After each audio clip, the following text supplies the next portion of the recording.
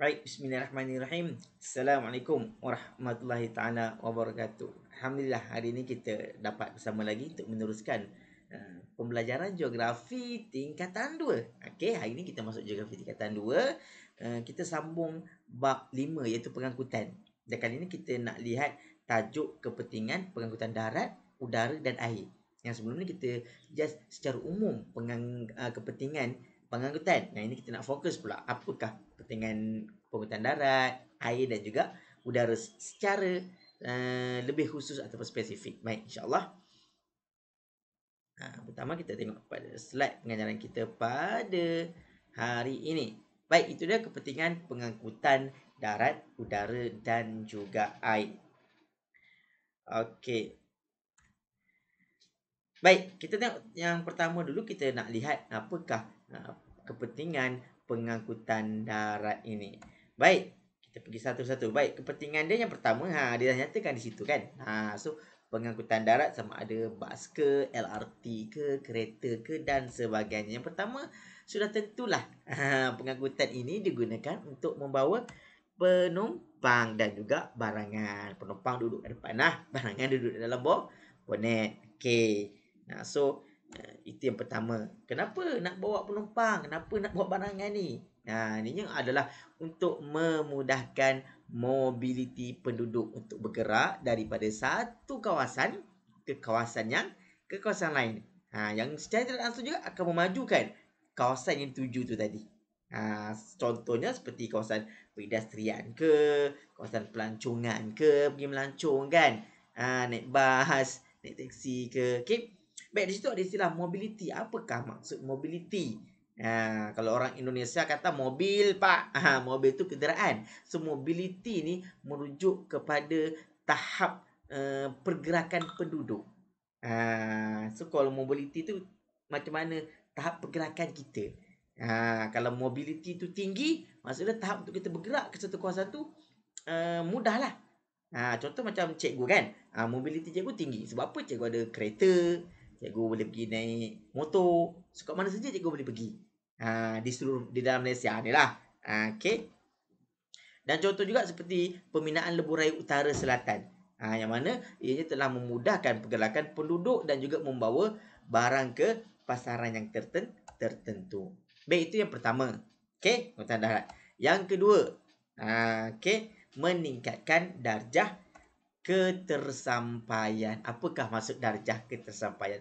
Bila kita dengar perkataan darjah ini merujuk kepada tahap sesuatu itu. So, ketersampaian ni adalah satu istilah merujuk kepada tahap untuk kita sampai ke sesuatu destinasi.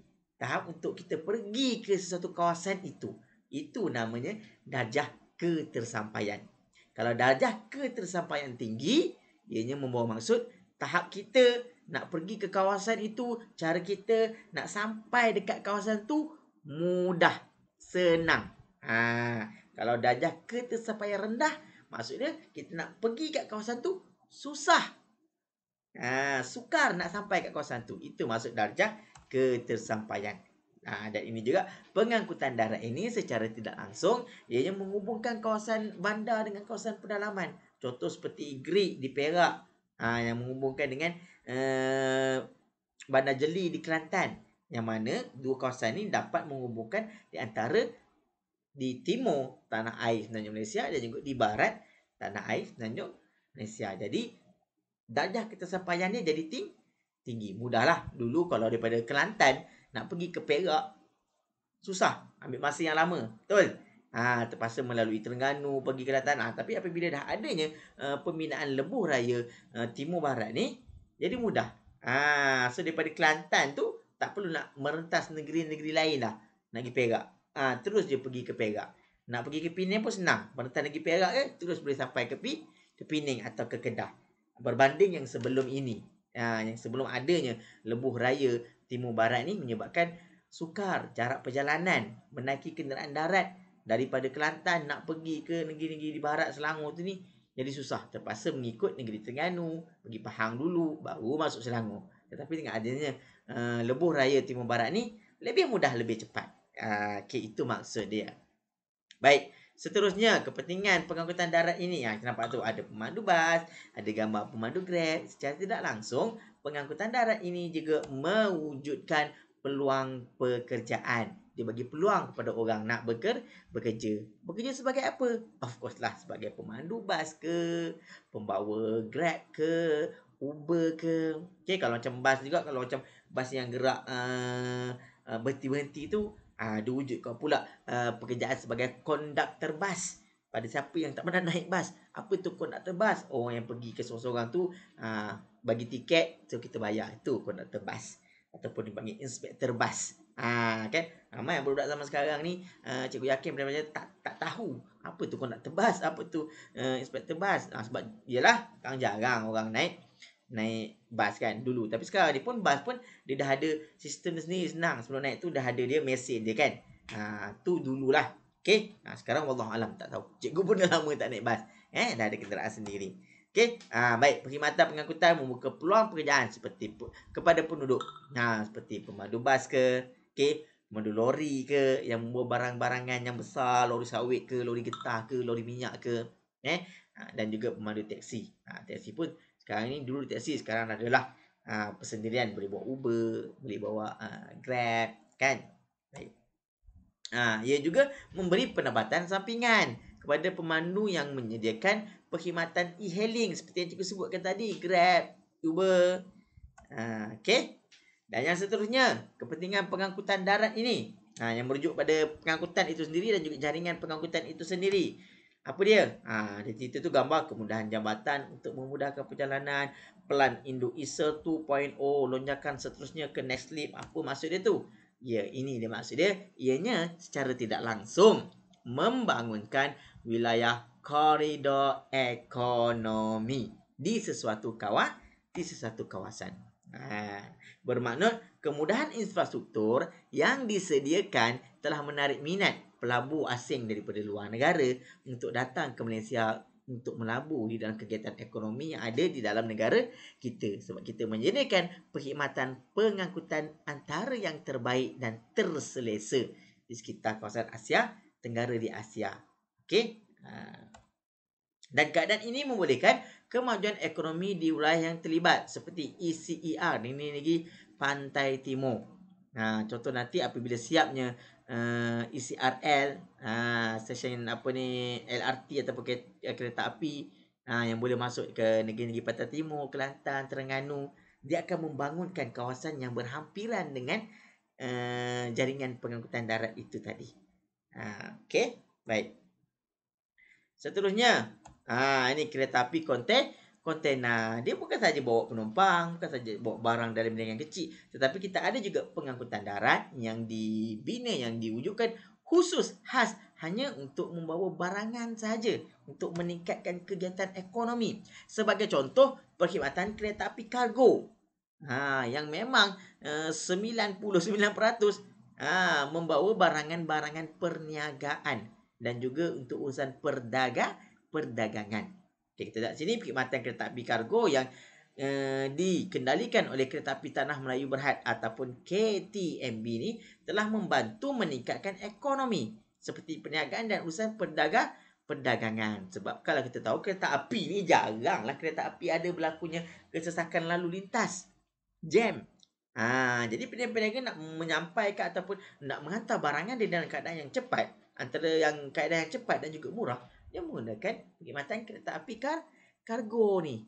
Jadi boleh sampai. Sebab kereta api jarang jam. Tak pernah cikgu dengar berita dalam TV dia melaporkan laluan kereta api daripada Kuala Terengganu ke Kuala Lipis menghadapi kesesakan lalu lintas yang amat teruk dan juga amat membimbangkan. Contoh tak ada. Okey, sebab kereta api jarang nak berlakunya kesesakan lalu lintas. Okey, jadinya banyak jugalah urusan yang menggunakan ini. Contohnya tren kontainer dan juga kargo dapat mengangkut barang yang pukal ke kawasan-kawasan pelabuhan. Pukal ni maksudnya yang banyak lah. Okey. Baik, itu pengangkutan darat. Seterusnya kita pergi kepada pengangkutan air. Baik, tu gambar apa tu? Gambar ferry lah. Okey, ferry express. Baik, antara kepentingan pengangkutan air. Okey, yang dalam gambar rajah ni dia lebih merujuk kepada negeri di Malaysia Timur, iaitu Sabah dan juga Sarawak. Yang mana Sabah Sarawak ni negeri dia besar dan dia banyak kawasan tanah tinggi berbukit bukau. Jadi pengangkutan yang utama, antara pengangkutan yang utama di Sabah Sarawak kebanyakan juga menggunakan pengangkutan air. Kenapa menggunakan pengangkutan air? Sebab bila pengangkutan air ni kita tak payah nak maintenance air tu. Kalau buat jalan raya ni kena baik pulih jalan raya kalau berlubang ke apa ke. Sebab kata air ni hanya bina buat atau tempat feri-feri panjang lah dalam gambar itu. Okey. Yang pertama, pengangkutan air khususnya terutamanya di kawasan Sabah dan Sarawak digunakan untuk menghubungkan kawasan pedalaman di negeri tersebut. Ini dia kemudahan Boat Express yang digunakan untuk mengangkut penumpang dan juga barangan untuk dihantar ke kawasan pedalaman di sekitar negeri Sabah dan juga Sarawak. Sebab kenapa menggunakan angkutan air, cikgu? Seperti yang cikgu sebutkan tadi, Sabah Sarawak ni negeri yang besar. Okey, sekiranya menggunakan pengangkutan darat, kos dia tinggi. Dan selain kos tinggi pula, dia berbukit bukau, sukar sikit lah. So, banyak menggunakan pengangkutan air, lebih mudah dan lebih menjimatkan serta lebih praktikal lah orang kata nak guna di kawasan sana tu. Okey. Contohnya di kawasan pedalaman Sabah seperti Sungai Kedapantangan dan Sungai Rajang di Sarawak. Sebab dia ada sungai yang menghubungkan kawasan-kawasan pedalaman juga kawasan bandar di negeri tersebut. Jadi dia memanfaatkan kelebihan yang ada di situ. Baik, seterusnya. Ni dia. Kepentingan air juga penting untuk industri pelancongan ataupun aktiviti rekreasi eko-pelancongan. Aktiviti eko-pelancongan ni maksud dia melancong untuk menikmati keindahan alam semula jadi. Nak tengok pokok-pokok, tumbuh-tumbuhan. Jadi dia buat apa? Dia menggunakan feri dan bot digunakan untuk membawa pelancong ke negeri contoh Langkawi. Dan juga ke Taman Negara. Nampak tu Taman Negara atas tu lah.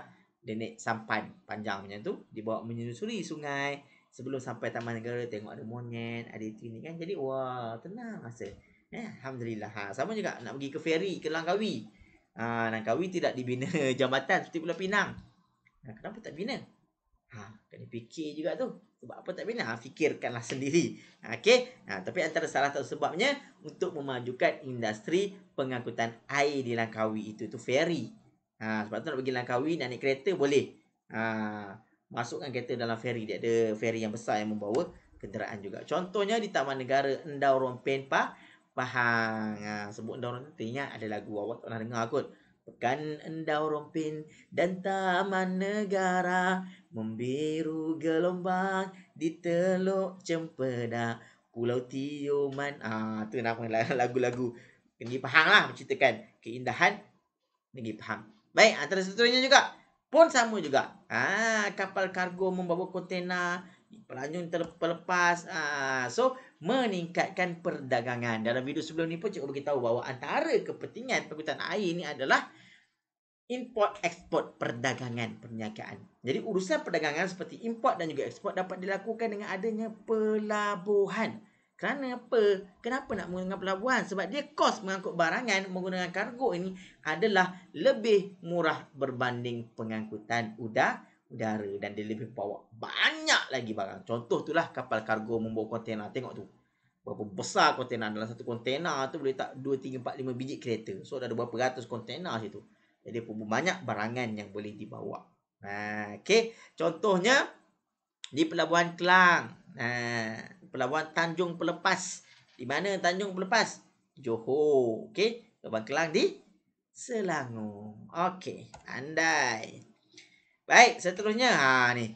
Kita tengok kelasi kapal, kapten kapal. Pun sama membuka peluang pekerjaan pada yang tak mabuk laut. Yang mabuk laut tak boleh lah jadi ni kan.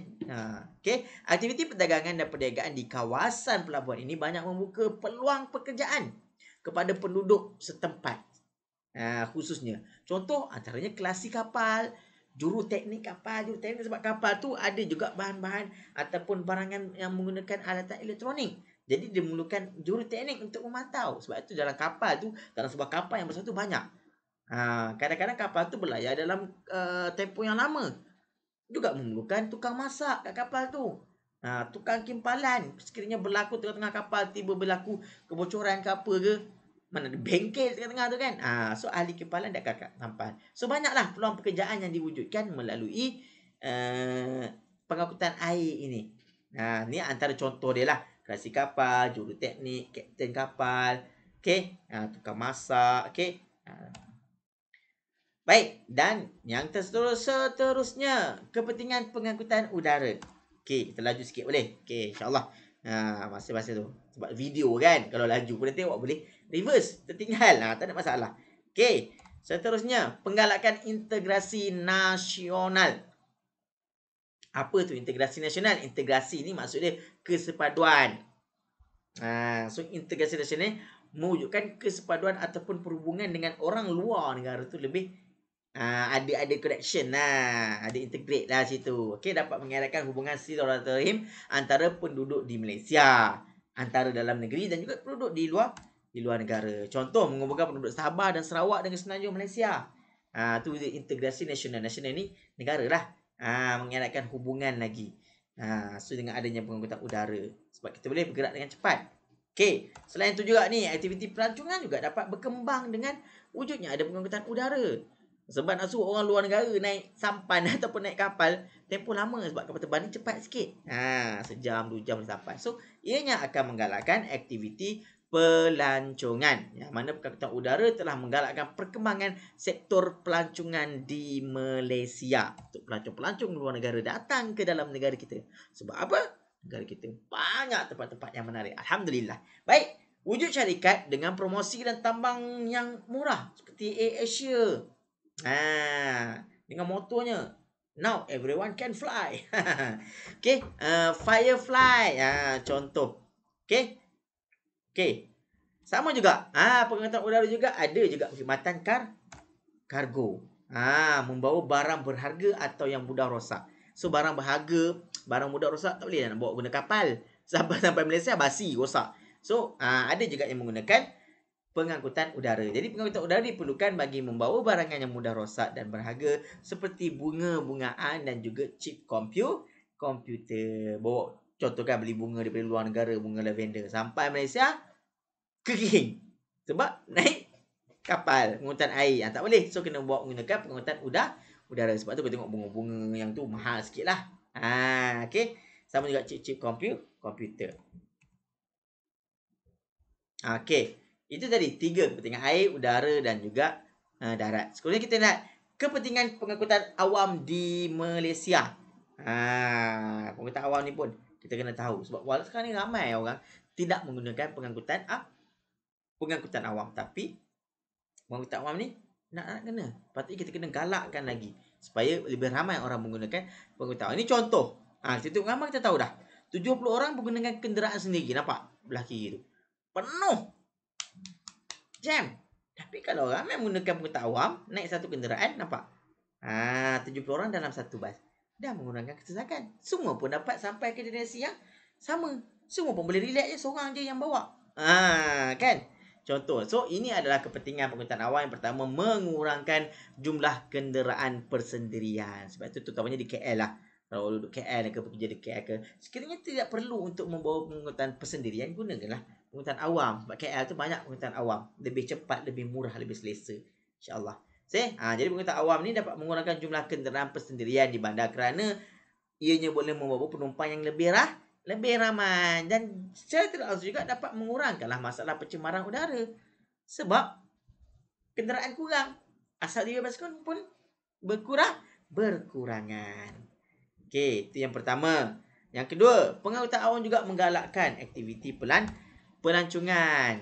Menggalakkan aktiviti pelancongan. Perkhidmatan teksi, bas, darat bersepadu dapat memudahkan pelancong bergerak ke destinasi pelancongan dalam negara dengan mudah dan cepat. Yelah, takkan pelancong datang sini bawa kenderaan dia sendiri, bawa kereta, bawa motor kan.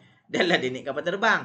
Kapal terbang tu pun pengangkutan awam. Sampai Malaysia pun sekiranya kita ada pengangkutan awam yang baik, yang selesa, semudahlah. Sebab tu lagi ramai orang nak datang kat negara ni.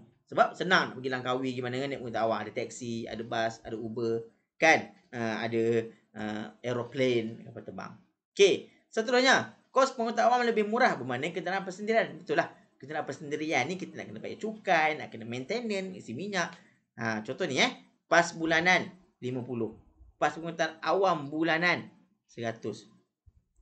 Ni antara contoh dia. So mengurangkan kos. Kos penggunaan pengangkutan awam adalah lebih murah berbanding menggunakan kenderaan persendirian kerana tak perlu membayar petrol. Kita cuma bayar perkhidmatan pemandu tu saja.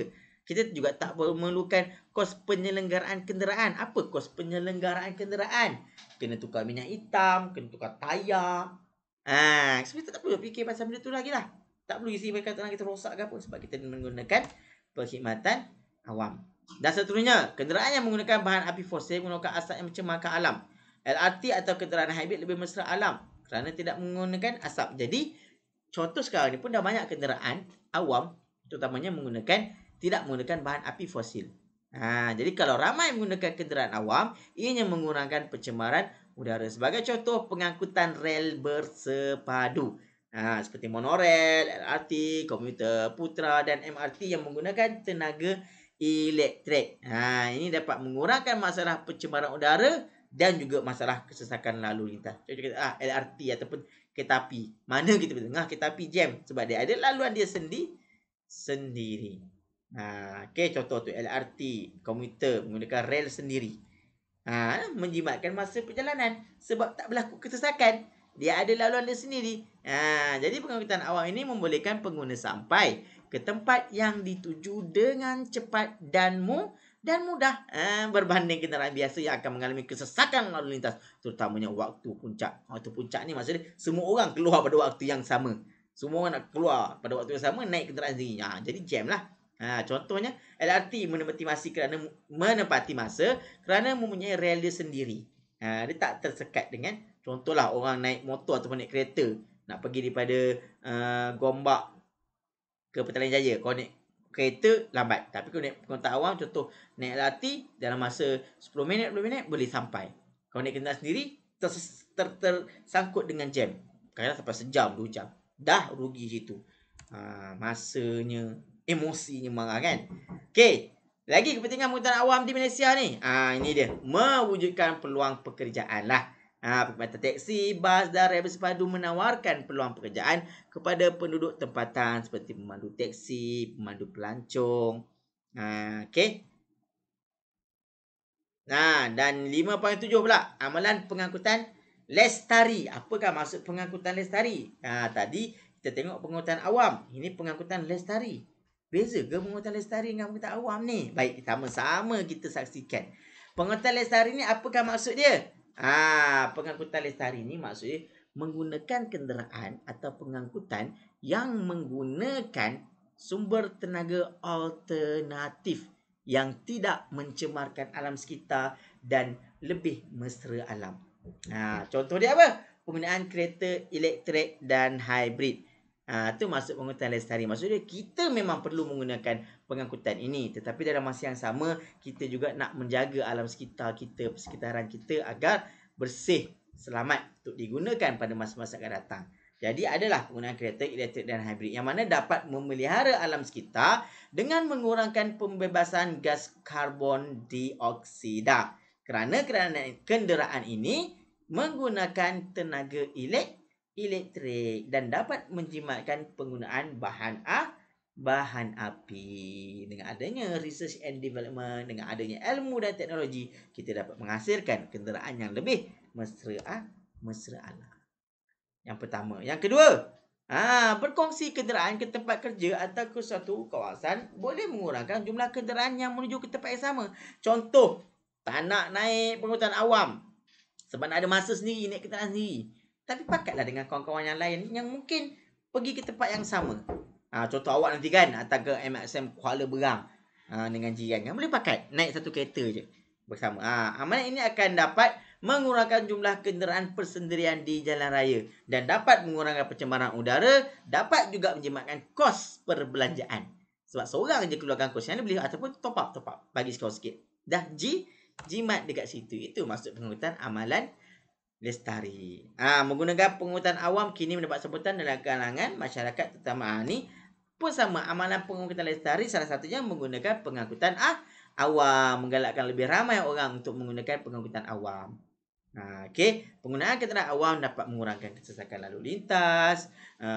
Penggunaan LRT, monorail dan juga ATS juga lebih selesa, jimat masa perjalanan yang tepat dan lebih selamat berbanding penggunaan kereta dan motosikal yang diganggu oleh aliran trafik seperti lampu isyarat ataupun kenderaan yang banyak. Ini contoh, ini maksudnya amalan. Kita mengamalkan menggunakan pengangkutan secara lestari. Secara lestari maksudnya kita boleh gunakan kenderaan kita boleh, tetapi dan masa sama kita menyelamatkan atau mengurangkan kesan-kesan kepada alam sekitar.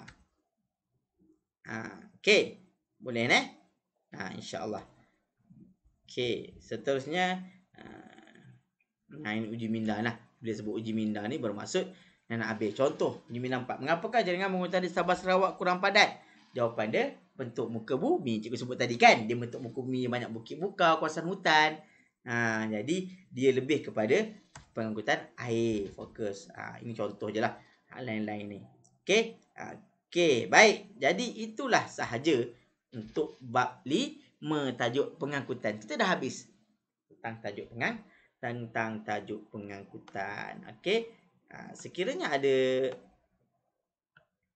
sebarang masalah, pertanyaan, okey, pada kelas cikgu boleh PM lah. Okey, boleh WhatsApp apa yang ada masalah. Okey, yang mungkin bukan kelas cikgu ataupun bukan anak murid cikgu terjumpa ke video ni ke apa, boleh tinggalkan komen. InsyaAllah cikgu akan balas komen tu untuk bantu anda. Okey, insyaAllah sehingga kita berjumpa lagi dalam video yang akan datang. Sekiranya kurang jelas, boleh back ataupun buatkan slow motion. Dengarkan laju perlahan-lahan sikit lah. Okey, cikgu mohon 10 jari sekiranya ada sebarang kekurangan, kesilapan. Cikgu insan yang biasa, tapi cikgu cuba buat mana yang terbaik untuk membantu pelajar-pelajar cikgu sendiri ataupun pelajar-pelajar yang lain lebih memahami subjek geografi. Kerana geografi is fun, geografi is all around us, and geografi is about our lifestyle. Baik, insyaAllah sehingga berjumpa lagi. Sekian. Assalamualaikum warahmatullahi taala wabarakatuh dan terima kasih kerana sudi menonton. Yang belum subscribe, boleh subscribe. Boleh like dengan komen. InsyaAllah. Bye-bye.